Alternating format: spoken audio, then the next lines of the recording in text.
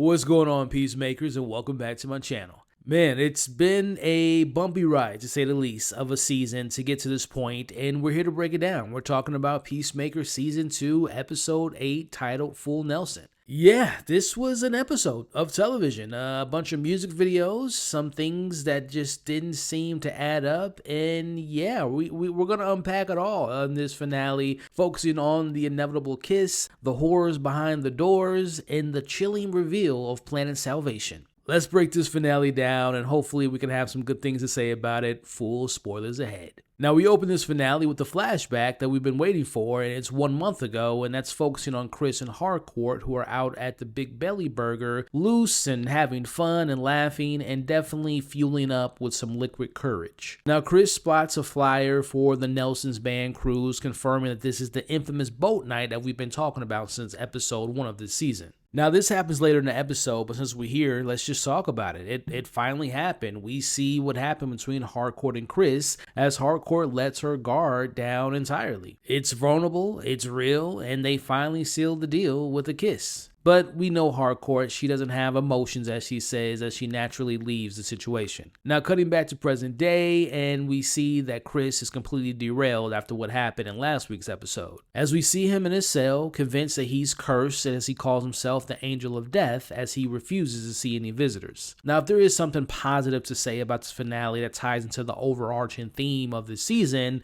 and that's redemption in an eternal fight, but external forces are always ready to exploit your weakness. Now, while Chris is spiraling in his cell, we see Rick Flag executing a master plan. Now, in this plan, we head back into the quantum unfolding chamber where Flag has sent the Argus team, including Harcourt, on a mission that they don't understand. We see Flag telling Sydney that everything they worked for is finally coming to fruition. And with the return of Otis, who we saw in Superman, we get a glimpse into why. As Rick Flag is actually looking and taking notes from Lex Luthor. Now the question is, what are they hunting for? It's definitely not freedom, as they're hunting for the ultimate cage. Now within the folding chamber, the team finally finds door 22. Now after not having any luck with opening up any of the other doors, they do manage to open up this door, and for a glorious second, it looks pretty beautiful. It looks like a candy land. Peaceful and nice, and then the little nightmares attack. Now, for my comic book fans out there, this whole segment comes from the fifth dimension that inhabits imps. Now, Harcourt, being the beast as she is, she survives the ambush, but poor Klein gets his face eaten by the tiny terrors and dies. Now, the cost of this mission seems to be astronomical, but Rick Flag Sr. doesn't really care. I'm going to say it now since we're on the topic. The whole Rick Flag Sr. becoming essentially just like a villain at this point is completely unearned. If you all have been watching the birth of the DC universe, which goes back to December with Creature Commandos, that version of Rick Flag into Superman and now where we see Rick Flag Sr. at now makes no sense at all.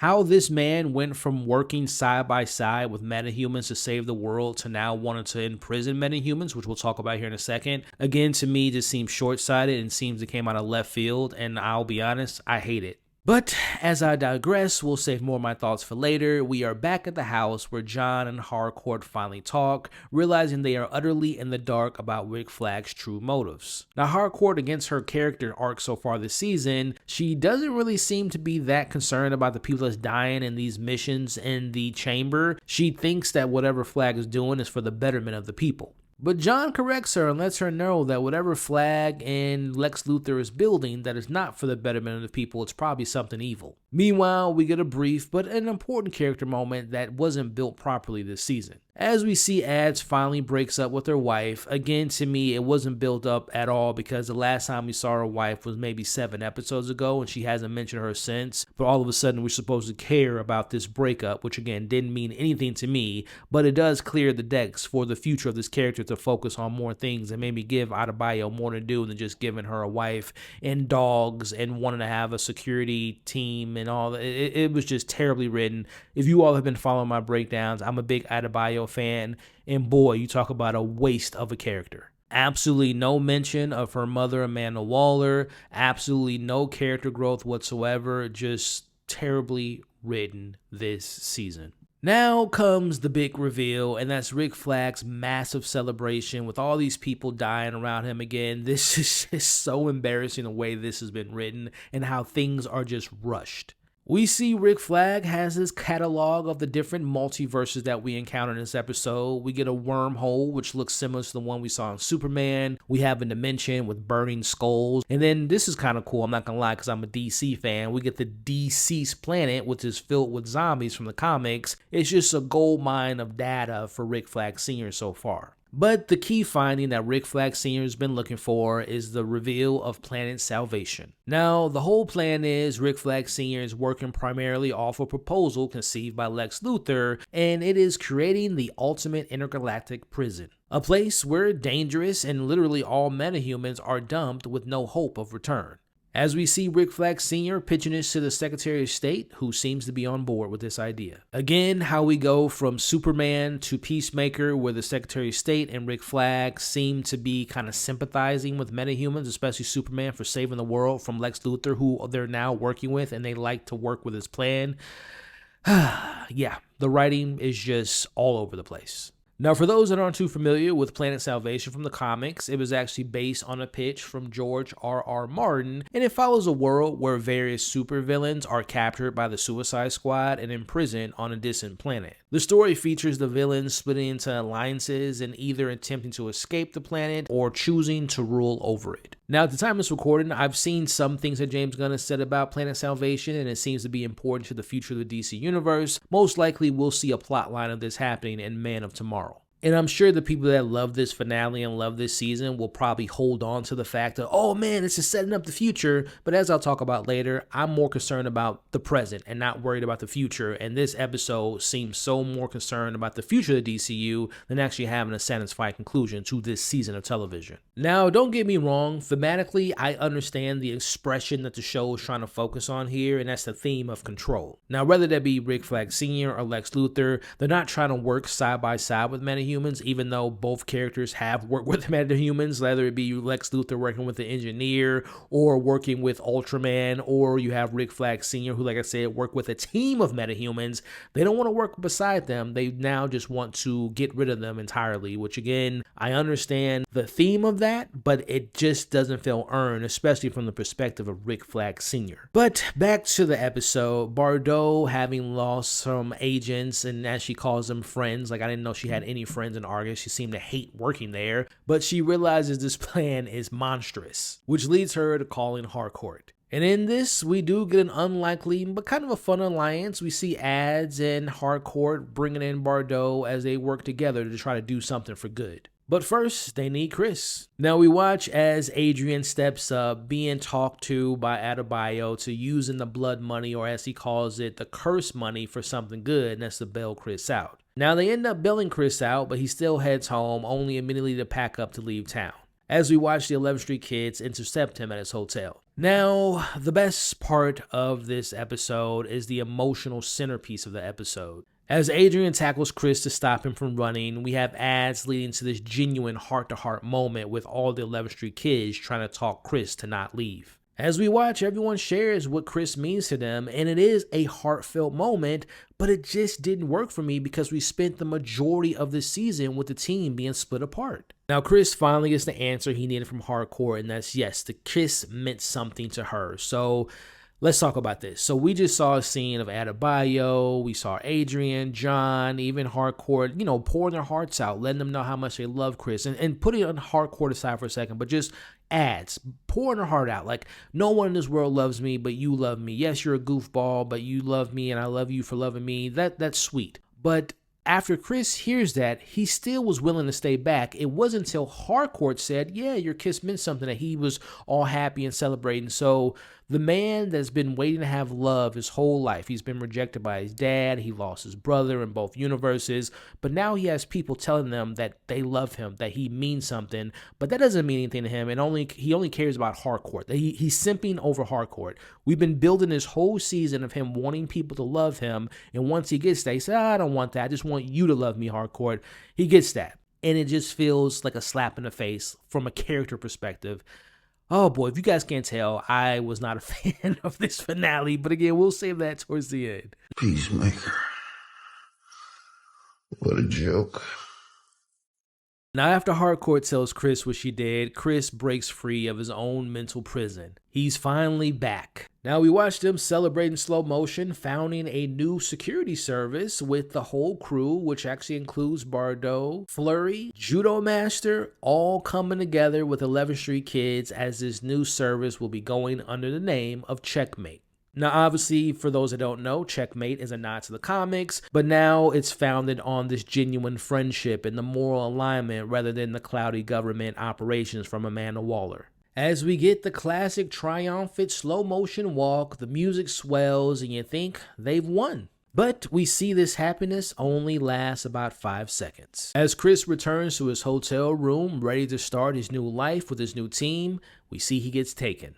And he gets taken by no other than Rick Flag Sr. Looking at Chris dead in the eyes and tells him this is for his son Jr., as Chris will now serve as a test dummy for this new planet. As Chris is thrown into Salvation Planet. He's left alone in this harsh new world, hearing the terrifying roars and clicks of unseen creatures, being used as a literal guinea pig to assure the baseline human can survive on this planet before they start shipping the worst metahumans there. This finale leaves Chris completely isolated, stripped of his newfound family and redemption, a lone peacemaker facing a planet built for total containment. So, what did I think about this finale? Well, I'll be 100% honest with you. If you couldn't tell to this point in the video, I didn't like it. Why didn't I like it? Well, to me, it felt like a 56-minute long episode of television filled with random music songs by James Gunn and his favorite band, intercut with these over-dramatic, melodramatic scenes. And it seemed to be more focused on setting up the future of the DCU than paying attention to the present of this very underwhelming, very mediocre season of Peacemaker. I know a lot of you all love this new season, and I'm happy that you all did, but I'm seeing people saying this is better than season 1. This is the best thing that DC has put out. Like, I'm sorry, did you all not watch The Penguin that just came out in December that's 10 times better than this?